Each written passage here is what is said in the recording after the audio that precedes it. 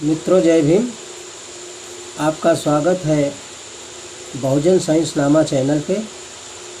आज के इस वीडियो में तथागत गौतम बुद्ध के द्वारा बताए गए कर्म को मानव जीवन के नैतिक संस्थान का आधार मानना धर्म है।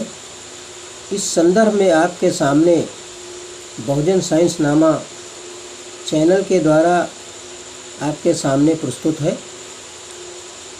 जब आप भौतिक संसार में एक प्रकार का नियम देखते हैं तो उसमें से कई चीज़ें आपके सामने प्रस्तुत हैं। आकाश के नक्षत्रों के चलने का एक प्रकार का नियम है। ऋतुओं के नियमानुसार आवागमन में भी एक नियम है। बीजों से वृक्ष उत्पन्न होते हैं, वृक्षों से फल लगते हैं और फलों से बीज प्राप्त होते हैं। इनमें भी एक प्रकार का नियम दिखता है। लेकिन इस प्रकार संसार नैतिक क्रम कैसे सुरक्षित है, जिसको बुद्ध ने बड़े बारीकी से समाज के सामने रखा है, जो इस प्रकार से है। विश्व के नैतिक क्रम को बनाए रखने वाला कोई ईश्वर नहीं है और यह कर्म नियम ही है जो विश्व के नैतिक क्रम को बनाए हुए है।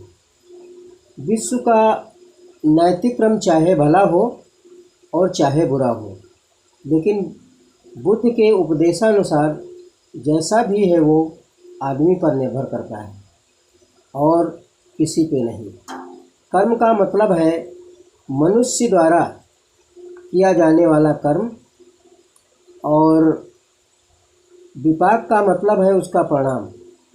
जब नैतिक क्रम बुरा है तो उसका मतलब ये है कि आदमी बुरा है,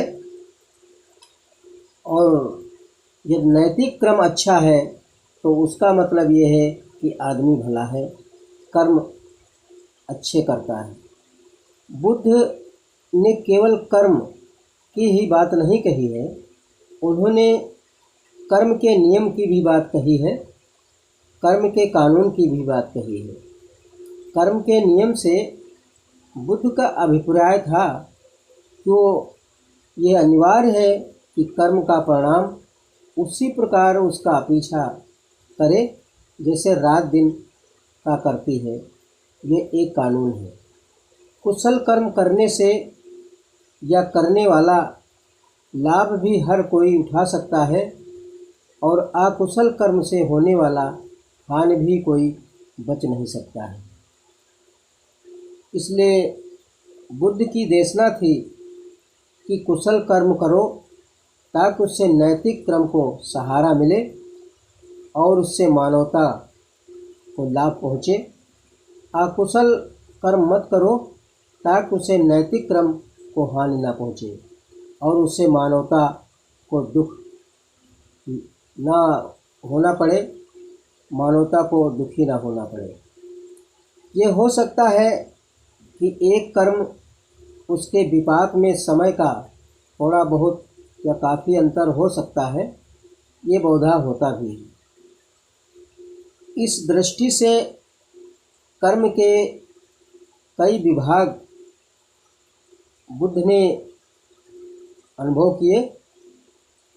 इसी जन्म में फल देने वाला कर्म और उत्पन्न होने पर फल देने वाला कर्म और अनिश्चित समय पर फल देने वाला कर्म।